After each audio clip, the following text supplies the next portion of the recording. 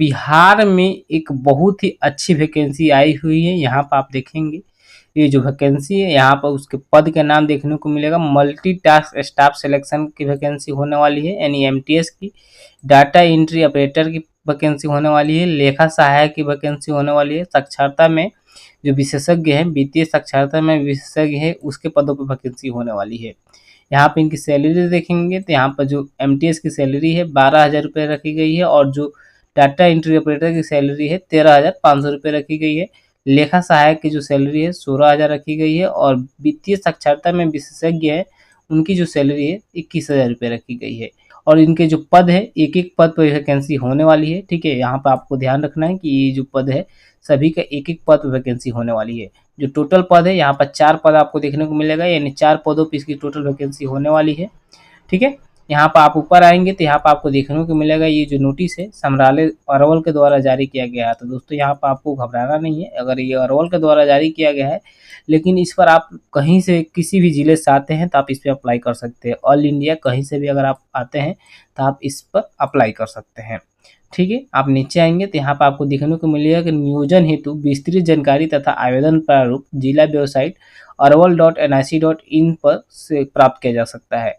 यानी कि जो भी विस्तृत जानकारी आपको लेना है, चाहे आवेदन का प्रारूप लेना है, तो इसके वेबसाइट पर आप जाएंगे और वहां से आप प्राप्त कर सकते हैं। यहाँ पर नेक्स्ट बात बताया गया है कि रिक्त पदों के विरुद्ध आवेदन दिनांक 7 अक्टूबर 2024 यानी 7/10/2024 से 22 अक्टूबर 2024 यानी 22/10/2024 तक ये जो वेबसाइट है इस पर लिया जाएगा। ठीक है, यानी कि आपको अगर अप्लाई करना है तो 7 अक्टूबर से लेकर 22 अक्टूबर के बीच में इस फॉर्म को इस वेबसाइट पर अप्लाई किया जाएगा। नीचे आप आएंगे तो इसकी जो क्वालिफिकेशन है यहाँ पर बताया गया है, जैसे पद का नाम यहाँ पे है, और यहाँ पर आप देखेंगे तो इसकी क्वालिफिकेशन है। जैसे मान लीजिए कि मल्टीटास्क स्टाफ सिलेक्शन की जो क्वालिफिकेशन होने वाली है, किसी भी मान्यता प्राप्त बोर्ड से अगर 10+2 के तहत 10वीं कक्षा पास किए हुए हैं तो यहाँ पर अप्लाई कर सकते हैं। जो इसकी सैलरी है यहाँ पर आपको देखने को मिल जाएगा, 12,000 इसकी सैलरी रखी गई है। डाटा एंट्री ऑपरेटर के जो पद हैं यहाँ पर बताया गया है कि इनकी शैक्षिक योग्यता जो होगी कंप्यूटर या आईटी में स्नातक होने चाहिए। ठीक है, यहाँ पर बता दिया गया है कि अगर कोई भी इसके लिए अप्लाई करता है तो कंप्यूटर या आईटी में स्नातक होंगे तभी इसमें आप अप्लाई कर पाएंगे। नेक्स्ट यहाँ पर बताया गया है कि आपके पास डाटा प्रबंधन पर या प्रक्रिया दस्तावेजीकरण और वेब आधारित रिपोर्टिंग प्रारूप आदि में सरकारी या गैर सरकारी या आईटी आधारित संगठनों के साथ 3 साल के पास अगर आपके पास अनुभव है तो आप इसके लिए एलिजिबल होंगे। ठीक है, यहाँ पर बता दिया गया है। यहाँ पर इसकी सैलरी भी आप देख सकते हैं कि 13,500 इसकी सैलरी रखी गई है। ठीक है, यहाँ पर आप आएंगे तो यहाँ पर जो लेखा सहायक के जो पद होने वाले हैं इनकी शैक्षिक योग्यता का बात करें तो बताया गया कि वाणिज्य में स्नातक यानी बीकॉम होना चाहिए। अनुभव की बात करें तो संबंधित क्षेत्र में सरकारी या गैर सरकारी संगठन के साथ कम से कम 3 वर्ष का कार्य अनुभव आपके पास होना चाहिए। ठीक है, यहाँ पर आप देख सकते हैं, यहाँ पर आप देखेंगे तो इनकी जो सैलरी है 16,000 बताई गई है। नेक्स्ट यहाँ पर आएंगे तो जो वित्तीय साक्षरता में विशेषज्ञ के जो पोस्ट होने वाले हैं इनकी शैक्षिक योग्यता की बात करें तो अर्थशास्त्र या वाणिज्य में स्नातकोत्तर है। ठीक है, तो आप इसके लिए अप्लाई कर सकते हैं। ठीक है, अर्थशास्त्र यानी इकोनॉमिक्स और वाणिज्य में अगर आप स्नातकोत्तर हैं तो इसके लिए अप्लाई कर सकते हैं। इनका अनुभव की बात करें तो वित्तीय साक्षरता या वित्तीय समावेशन केंद्रित विषयों में सरकारी या गैर सरकारी संगठन के साथ कम से कम 3 वर्ष का आपके पास अनुभव होना चाहिए। कि जो सैलरी है यहाँ पर इनका भी सैलरी यहाँ पर बताया गया है कि 21,000 इसकी सैलरी होने वाली है। आयु सीमा की बात करें तो कोटि या अनुमान आयु के अनुसार यहाँ पर होगा, यानी जो भी आयु सीमा है यहाँ पर आपको नीचे बताया जाएगा, देखेंगे। जैसे यहाँ बताया गया है कि अभ्यर्थी इसके लिए कौन कौन एलिजिबल होंगे, तो जो भी अभ्यर्थी भारत के नागरिक होंगे वो इसके लिए एलिजिबल होंगे। दूसरी बात है नियोजन में सामान्य प्रशासन विभाग द्वारा लागू आरक्षण का प्रावधान प्रभावी होगा, यानी कि जो भी आरक्षण का प्रावधान है यहाँ पर लागू होगा। ठीक है, तीसरी बात है आरक्षण का लाभ केवल उन्हीं आवेदकों को मिलेगा जिनके पास बिहार का अधिवास होगा। ठीक है, अगर आरक्षण का आप लाभ लेना चाहते हैं तो अगर आपके पास बिहार का अधिवास है तभी आपको आरक्षण का लाभ मिलता है। अगर आप किसी और राज्य से आते हैं तो आप इसमें आरक्षण का लाभ नहीं ले पाएंगे। नेक्स्ट है उम्र सीमा का, तो उम्र सीमा जो भी है संविदा पर नियोजन हेतु उम्र सीमा विज्ञापन प्रकाशन की तिथि की निम्नतम होगी। ठीक है, यहाँ पाएंगे तो नीचे यहाँ पर आपको उम्र सीमा देखने को मिलेगा कि पदों पर नियोजन के लिए बिहार सरकार द्वारा निर्धारित उम्मीदवार की न्यूनतम आयु बेसिक ग्रेड के लिए 18 वर्ष, यानी जो बेसिक ग्रेड के वैकेंसी है उसके लिए 18 वर्ष तथा स्नातक ग्रेड के लिए 21 वर्ष यहाँ पर उम्र सीमा रखी गई है। ये न्यूनतम उम्र सीमा है। अधिकतम उम्र सीमा का बात करें तो जो भी अनारक्षित वर्ग से पुरुष आएंगे उनके लिए 37 वर्ष रखा गया है, और अनारक्षित वर्ग की जो महिला होगी उनके लिए 40 वर्ष रखा गया है। पिछड़ा वर्ग, अत्यंत पिछड़ा वर्ग के पुरुष एवं महिला होंगे उनके लिए 40 वर्ष रखा गया है।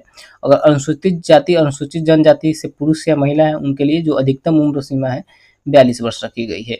ठीक है, नेक्स्ट यहाँ पर बात कर ले तो अनुभव की अवधि की गणना एवं उम्र की गणना प्रयोजन के लिए संदर्भ विज्ञापन की तिथि मान्य होगी।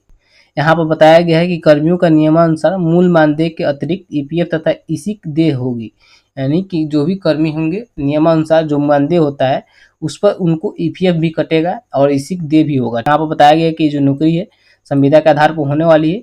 ठीक है, यानी ये अस्थायी नहीं होगी, किसी भी पूर्व सूचना देकर आपको 15 दिन की सूचना के अंदर नोटिस देकर उसको समाप्त भी किया जा सकता है। इस बात का आप ध्यान रखें, और समाप्त करने के बाद इस पर कोई दावा मान्य नहीं होगा, यहाँ पर बता दिया गया है। नीचे आएंगे तो विभिन्न पदों पर नियोजन उम्मीदवारों को वांछित शैक्षिक योग्यता, कार्य अनुभव एवं अंतर्विक्षा के आधार पर अंतिम मेधा सूची प्रकाशित होगी। यहाँ पर जो मेधा सूची प्रकाशित होगी, यहाँ पर कोई एग्जाम नहीं होने वाला है।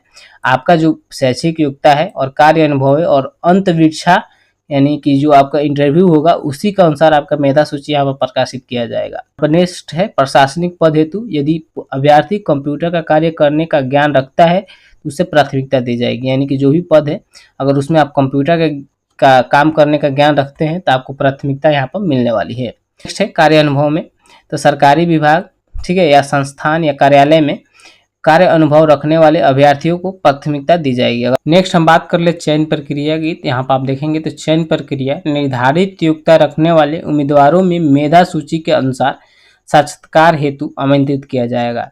यानी कि अगर आप निर्धारित योग्यता रखते हैं इसमें, ठीक है, तो आपको मेधा सूची के अनुसार यहाँ पर जो आपको इंटरव्यू होने वाला है उसमें आपको आमंत्रित किया जाएगा, यहाँ पर बताया गया है। साक्षात्कार में भाग लेने वाले जो भी होंगे उनको सूचना संबंधित अभ्यर्थी को उनके आवेदन में उल्लेखित ईमेल आईडी, यानी जो आप ईमेल आईडी देंगे आवेदन में, और एनआईसी वेबसाइट arwal.nic.in पर दी जाएगी। यानी इस वैकेंसी की अगर आपको मान लीजिए कि आपको आमंत्रित करना है तो आपके ईमेल आईडी पर या इसके जो ऑफिशियल वेबसाइट है यहाँ पर आपको दी जाएगी। ये जो बात बताया गया है आपको ध्यान रखना है। यहाँ पर नेक्स्ट और बात बताया गया है कि जिला पदाधिकारी कार्यालय द्वारा किसी भी अभ्यर्थी से डाक द्वारा किसी भी तरह का पत्राचार नहीं किया जाएगा। यानी कि यहाँ पर डाक द्वारा आपको कोई भी पत्राचार नहीं मिलने वाला है और ना ही कोई यहाँ पर आपको लेटर भेजा जाएगा। ठीक है, इस बात को आप ध्यान रखें। आपकी जो भी वैकेंसी की डिटेल्स होगी और ईमेल आईडी के माध्यम से ही प्राप्त होगा और इसके जो एनआईसी पोर्टल होगा उसी पर आपको मिलने वाला है। इस बात का आप ध्यान रखें। ठीक है, नेक्स्ट हम बात कर ले तो आगे आप इसमें देख सकते हैं और भी जानकारी जो दिया गया है इसको आप पढ़ सकते हैं। ठीक है, बात कर ले इसके जो ऑफिशियल वेबसाइट है इस पर आप कैसे आएंगे। जो अरवल का ऑफिशियल वेबसाइट है, तो दोस्तों आप गूगल या क्रोम ब्राउजर जो भी आपके पास ब्राउजर है उसका सर्च बार में टाइप करेंगे अरवल। अरवल टाइप कर सर्च करेंगे तो आपको फर्स्ट जो वेबसाइट देखने को मिलेगा इस पर आप क्लिक कर देंगे। क्लिक करते ही आप इसके जो ऑफिशियल वेबसाइट है यहाँ पर आप चले आएंगे। यहाँ पर आएंगे तो आपको ऐसा इंटरफेस देखने को मिलेगा। दोस्तों इसमें आपको नोटिस देखना है। अगर इसमें आपको नोटिस सेक्शन देखने को मिल रहा है तो यहाँ पर आपको एक 3 डेट या मोर का ऑप्शन देखने को मिलेगा, इस पर आप क्लिक करेंगे। क्लिक करेंगे तो यहाँ पर आपको नीचे आएंगे तो यहाँ पर आपको नोटिस का ऑप्शन देखने को मिल रहा है। इसमें आप रिक्वायरमेंट देखेंगे, रिक्वायरमेंट पर क्लिक करेंगे। रिक्वायरमेंट पर क्लिक करेंगे तो यहाँ पर आप एडवर्टाइजमेंट देख सकते हैं जो अभी जारी हुआ है। ठीक है, यहाँ पर आप देखेंगे तो इसका एडवर्टाइजमेंट है। यहाँ पर आप व्यू पर क्लिक करके उस एडवर्टाइजमेंट को देख सकते हैं। अगर आप भी अपने ज़िले के वैकेंसी को देखना चाहते हैं कि आपके ज़िले में कोई वैकेंसी आई हुई है कि नहीं आई हुई है, तो उसके लिए आप अपने जो भी एनआईसी पोर्टल है आपके ज़िले का उस पर जाना होगा। कोई भी ज़िले का एनआईसी पोर्टल पर जाना है तो केवल आपको उसके जो भी ब्राउजर होगी उसका सर्च बार में अपने ज़िला का नाम केवल टाइप कर देना है। जो भी जिला है, जैसे मान लीजिए कि सिवान जिला है, इस जिला का वैकेंसी को देखना चाहते हैं, सिवान टाइप कर सर्च कर देंगे। सर्च करते ही आपको फर्स्ट जो वेबसाइट देखने को मिलेगा इस पर आप क्लिक कर लेंगे। क्लिक करते ही जो भी इसका ऑफिशियल पोर्टल है यहाँ पर खुलकर चला आएगा। यहाँ पर आप देख सकते हैं इसका ऑफिशियल पोर्टल है वो खुलकर चला आया है। यहाँ पाएंगे तो यहाँ पर नोटिस का सेक्शन पहले ही देखने को आपको मिल जा रहा है। नोटिस में आप आएंगे तो रिक्वायरमेंट पर क्लिक करेंगे। रिक्वायरमेंट पर क्लिक करेंगे तो इसके अंदर जो भी रिक्वायरमेंट आए होंगे यहाँ पर आपको देखने को मिल जाएंगे। ऐसे ही आप अपने भी जिला का रिक्वायरमेंट को देख सकते हैं। दोस्तों मैं पूरी ज़िले का तो वैकेंसी एक बार नहीं बता सकता हूँ कि कैसे आपको देखना है, तो आप अपने से भी रिसर्च करके इसको अपने ज़िले के वैकेंसी को देख पाएँगे। उम्मीद करता हूँ कि मैंने जो भी जानकारी दिया आपको अच्छे से समझ में आया होगा। अगर हमारी दी गई जानकारी आपको अच्छे से समझ में आया है, तो दोस्तों वीडियो को लाइक कीजिएगा, शेयर कीजिएगा। अगर आप हमारे चैनल पर नए हैं, तो ऐसे ही हर एक अपडेट के लिए हमारे चैनल को सब्सक्राइब कर लीजिएगा। साथ में बेल आइकन को दबा लीजिएगा, ताकि आने वाली हर एक अपडेट की जानकारी आपको समय पर मिलती रहे। चलिए इस तो वीडियो को समाप्त करते हैं, मिलते हैं किसी एक और नई वीडियो में, तब तक के लिए जय हिंद,